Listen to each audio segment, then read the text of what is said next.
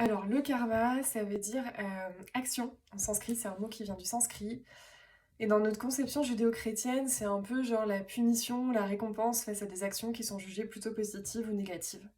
C'est pas tout à fait ça dans la conception d'origine, c'est plutôt. Alors, c'est vraiment lié à l'action et à l'espace depuis lequel on fait nos actions, qui entraînent en fait des effets. Donc, en fait, selon. C'est même pas une question d'action jugée positive ou négative, c'est vraiment une question de depuis quel espace on fait cette action, qui entraîne du coup des conséquences. Et du coup, dans la philosophie un peu bouddhiste, le but c'est de sortir, les cycles de réincarnation visent à sortir de cette loi de cause à effet, en fait, qu'est le karma.